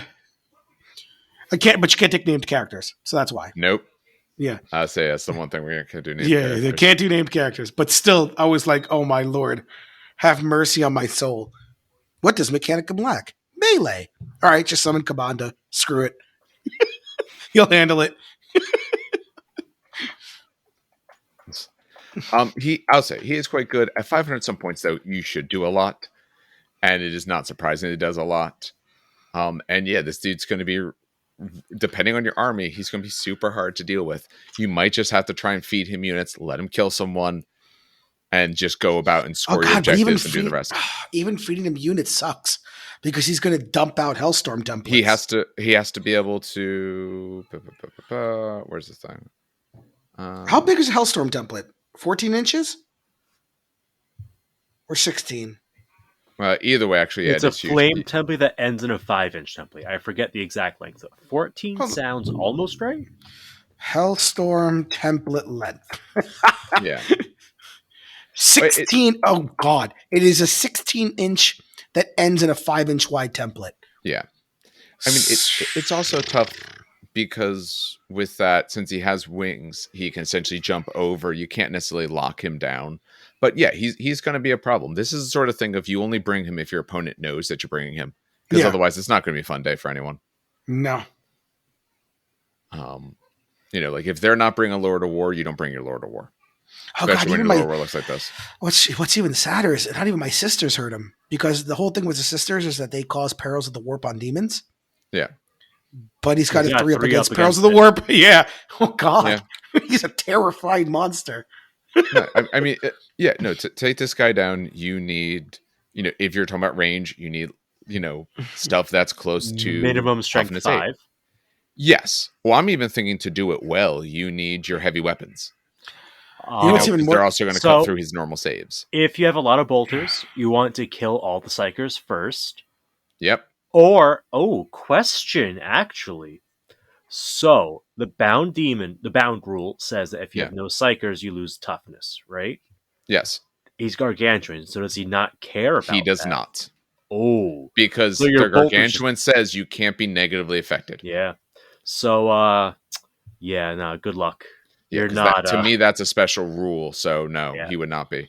Now, you got to hey, last cannons exist now. Bring them. You know what's terrifying? We're talking about bound demons, so the stats obviously don't modify. Yes. Do they modify positively or just not at all? For him, it can't be... let me check the wording. It says negatively modified. So, yeah, that means they could be positively modified. So we don't know if he'll be able to, though, in that. The other Kabanda, which I assume is still a legal option for an extra 25 points. You come in with extra... You come in, what, toughness 10, Dan? Plus 2? No, plus 1. Plus 1, okay. Toughness 9. Toughness 9 is still insane. And you're not dipping below that toughness 8. Ooh. Well, so you have some potential issues, though, because you couldn't necessarily... I don't know if you can mix and match the way you run these, because one, he obviously wouldn't come in the same way. Right. But as a Lord of War, he's already in his own detachment. So I'm saying, like, if you had just a regular Marine primary, you just take normal Kabanda in your Lord of War slot. I don't think you could take old Kabanda anymore. I don't think that thing. No. This one says bound Kabanda. That's different. Huh. Interesting. They didn't say, as far as I know, that old Kabanda is dead and gone. Because remember, for bound, you have to take them a very special way. Yeah. And in Samus's fluff blurb, it talks about how sometimes it's summoned and bound. Sometimes he shows up just because he wants to. So I assume that we're going to see everything a second time as an unbound version, and both will be viable. Hmm. You know? Yeah. Damn, this makes me really excited to see the goddamn demon rules. I know Militia's coming out first because what did they say? They're going to release Militia when they release Guard. Is that what it was? Well, What no, they said they waited because they wanted all their guard releases Guard out because it, to be used for easier kit bashing with which is Cadian which and is the a really cool Flooded. thing to say. Which is a really cool thing to say. I will point out. Thanks, Well, GW, for that. But we've also had interchangeable kits to build your own regiment for the last Mhm. like 15 years between Cadians, Yeah. Catechins. Admech has a lot of crossover with them, stuff like that. So Yeah. it's not like they really gave us anything new in that respect. But it sounds nice. It's good PR to say that. Yeah. But honestly, overall, these are just really cool. And it really makes me excited for the summer. Because I know Age of Sigmar is coming out with new corn rules. Yes. Pre-order Saturday. So that will hold me over with my army. But these are just cool. I like these a lot.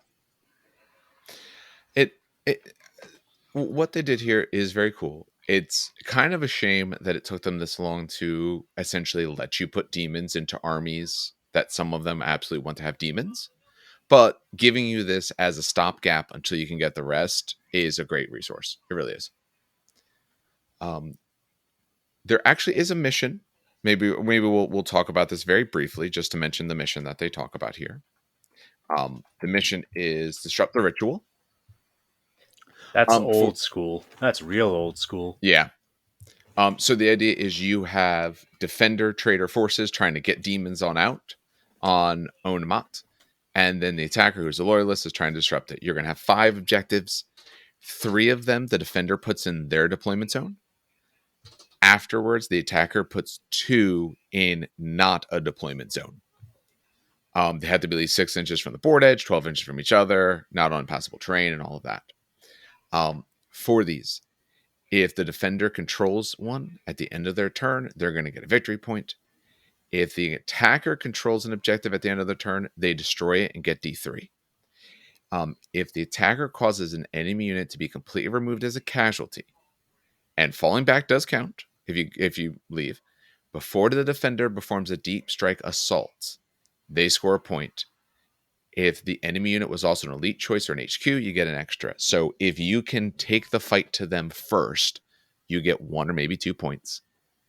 If the defender performs a successful deep strike assault, then they get 5 points, which that's huge. At the end, if the defender has more points, the ritual worked and they succeed. Otherwise, the loyalists stamp them out and it's a loyalist win. You also don't get any secondary objectives or special objectives granted by anything else. That includes Warlord Traits, Rights Award, nothing else. It's only these objectives. 5 points for the successful deep strike sounds like a lot. This definitely sounds super weighted to defenders. Absolutely. I mean, it does sound fun and cool, but I would have made that less because this sounds super set up for defenders. Like if you're the assaulting force, I almost feel like you should have more. Oh, and obviously for armies, if you're a defender, you got to include some bound demons. And the defender may not have any Lords of War or fortifications. So.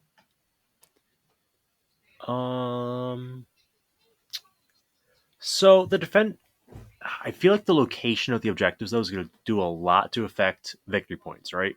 I agree. Because the defender scores 1 per turn they control an objective. And they're starting with 3 in their zone and 2 in no man's land. So obviously the attacker is going to put them, right in front of their own. Yeah, so they'll get but 2d3 pretty quick. So you're getting 3, 6, maybe 9 in the first 3 turns if you could hold the loyalists back. And then the 5 points puts you to 14, but then the loyalist gets D3. All I have to do is just touch the objective, say, I control this now, and blow it up. But that's swingy. And the problem is, so essentially the loyalist could score 5d3, which could be 5 points. Yeah, it could be 15, but it could be 5. Mm-hmm. Average, you're looking at maybe 10. And if you can get in and kill someone before the deep strike assault, you can get 1 to 2. Well, it's for each unit you destroy. before the Deep Strike Assault. Okay, yeah. Oh, my apologies. Yeah, for each of them. Yep. So yeah, I guess if you can get several, okay, that's not too bad then, because And at least a quarter of their army has to be in a Deep Strike Assault. why would it have to be a quarter? Because that's what it says for the mission deployment. Because they modify deployment a lot.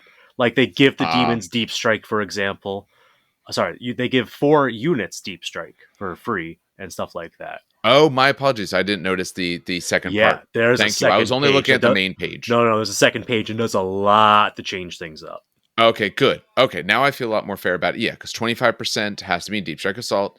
You can't make any flanking, subterranean, drop pod, or anything like that. So you are standing there waiting. That's fine. The attacker gets first turn automatically unless there's the seize, which is really good. It's only 4 rounds. That's and if it's the same, the attacker wins, which is big. So the defender must truly win. It's gonna get real spicy in a minute. All right. Demonic reinforcements. 4 units in the defender's army get deep strike for no additional cost. You have to choose units that start with demon. Once those are selected, then you may pick other things. Ritual calling. When the defender makes a reserve roll for units assigned to deep strike assault, roll required a 6+ instead of a 3-up. For each ritual objective that they hold, it's a -1 to a minimum of a 2-up. If the defender rolls for reserves as part of Deep Strike Assault, the value of the roll may not be modified by any other special rules. So if you don't hold objectives, it's very tough to do. Okay, I feel better about this. I have to get real rough on this last point. Okay, Aetheric Surge. Once the defender has successfully performed a Deep Strike Assault, all models with the infantry and cavalry unit types in their army gain the corrupted unit subtype for the remainder of the battle. If I remember correctly, corrupted units can never be scoring. Is that right? Oh, that's a good question. If Dan stops breathing in the mic a little bit and he can look up and tell us what corrupted does. Corrupted. Oh, wait. Corrupted is with an O, not A. Oh, wait. That's not under special rules. It's under... it's one of the unit subtypes. It's types. Yeah. It's unit subtypes. Yep. Where are you? There it is. It's not in alphabetical order, which is weird. I see it. Rules. So you gain the Fear 1. Hits inflicted on a model with the corrupted subtype by a weapon with a force or psychic focus gain instant death. So if they have any force or psychic focus, you're just dying immediately. Any unit composed entirely of models that are corrupted is immune to the effects of fear. Automatically passes regroups and cannot choose to fail morale tests due to our weapons are useless or anything like that. And no model that does not also have the corrupted subtype or the demon subtype may join a unit that has the corrupted. So no, I was wrong then. Yeah, you're still allowed to score. You know what it is? I'm thinking of last edition. Oh, okay. Last edition, there was a thing with word bears where you lost scoring if you were corrupted and stuff. Okay, so you can still score points. So they get extremely scary once those demons show up. Yeah. So the mission I like a lot more because at first I didn't notice the second page, some of the extra restrictions, but those do make it where getting that 5 points. I mean, it's still almost a 3-up originally, assuming the attacker goes first, at least you get 2 turns to try to take them off a point to try to at least make it a 4 or maybe worse, or to get in there with a scoring unit to prevent them. Well, even just the denial unit, like a single dreadnought's like, I'm not scoring, but I am denial. Sure. Bam, no longer getting points. And they're hard to remove. Yeah. Yeah, you need to make it where it's tough for them to get those 5 points, because otherwise that is a huge swing, because you might only get D3 off of yours. You could get very, very few points potentially, because they are getting points just for having the spots, having the objective. So it's still rough, I think, on attacker, but it is more fair and balanced seeing some of the extra little bits they do. I want to play this. I really want to play this. Dan has demons. Maybe what we should do, since you have some demons. Oh, Dan has demons, but does he... I guess you could do it with your Mechanicum. If not, I have normal Marines and all. Unless you want to play the demon side with some demon units in. Either side. This just looks like a lot of fun as a scenario. Yeah. Maybe the next time we film something, maybe we should film this. I got Custodes. You could bring Iron Warriors with demons. That would work. Yeah, that absolutely could work. Ooh. All right. So maybe we'll make that the next thing that we record then. because that'll be giving us a little bit of an actual narrative mission to go through. All right, so let's do some closing thoughts on what they've given us here, which has taken us a lot longer to go through than I thought, but hey, that's life. Dan, why don't you start? I mean, like I said before, I'm just super excited for this. I like what I see. I like where they're going. I'm hoping there are more unit options. Because I remember that you can really, really stupidly customize demons to the nth degree. You can give them rending, shred. Um, Now it seems to be built into the weapons, but I kind of wish maybe some of the options were still back there. But overall, I'm not. That's just a mild complaint. I'm still super excited to see this finished up and good. Because what I see so far, I actually do enjoy a lot. Yeah. All right, so I'm going to say that I think this is a good starting point. I hope that even when the full demon list comes out for Unbound demons, that this list gets expanded a bit, because it's going to do some things a little bit differently because of that bound subtype. And I think it'd be just interesting to have that kind of, option available. So I hope they don't forget about this list moving forwards, even if it is a holdover. It has some narrative potential. Um, it's a very, very short roster. There's 8 ways to customize your roster, and other than taking one of the 2 special characters, that's it. Um, so you got to really make those 8 things count for every bit of flavor you can.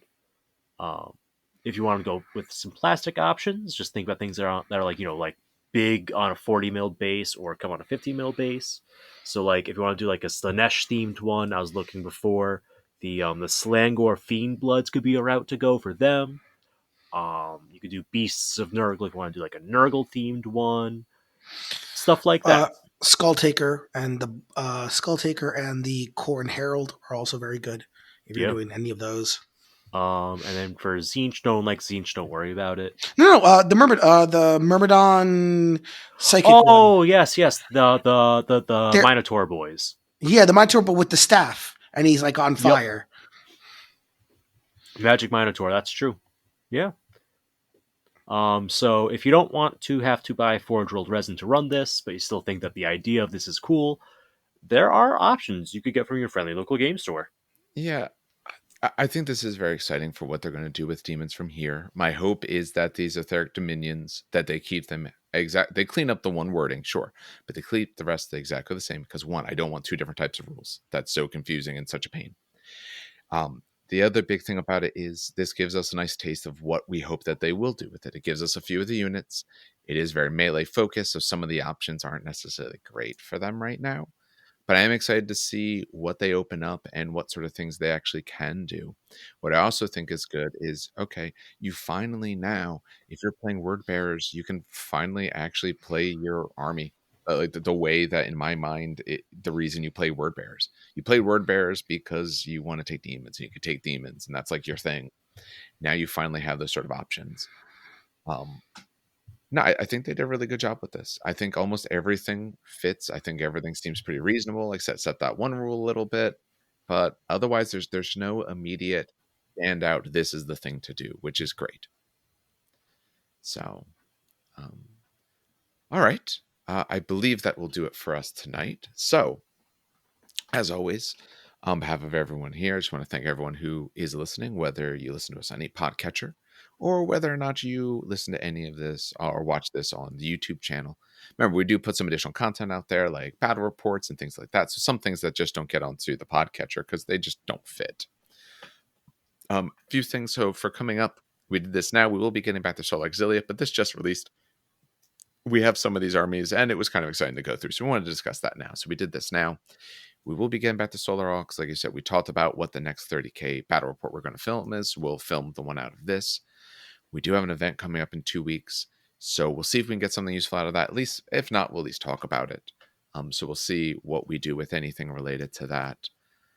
For other things in the pipeline, we do have one Conquest battle report right now that I'm working on. We have some other 30K stuff I'm working on. There's some other Conquest stuff that I am working on. That'll come out when we can. For update-wise, I did put a video up about updates. So at the time of this is still mid-March, almost exactly the middle of March. So one, we have released the Patreon. We put it out because running podcasts runs up a cost over time. It absolutely does. So if you had the means and you enjoy the content, we ask you to consider it. No expectation. Again, nothing will ever be locked behind it unless it's something, that I wouldn't release otherwise. Like, I said, blooper things, just something weird. It'll never be what I would call like prime content ever put behind there. We do have some different levels, so you can take a look at all of that. If you're interested, you can watch the video I put out as of this recording a few days ago going over that. We also have a giveaway we're doing right now because I have a spare Leviathan Dreadnought. We put that out right now. It's really continental US is the main focus for that. You have to be subscribed to the channel on YouTube and leave a comment. You can watch the video and see or read the description of it, and I'll tell you everything you need to know. So we are running that currently. If we get more stuff from future, so if we win more raffles, I'll put more stuff up. So it kind of depends on what we win. Other than that, we of course have our Discord channel. There'll be links on the YouTube. We have a Facebook page where we post stuff up. So we're everywhere we want to be. All right. Well, that does this for tonight. So on behalf of all of us here, have a good hobbying and some great gaming.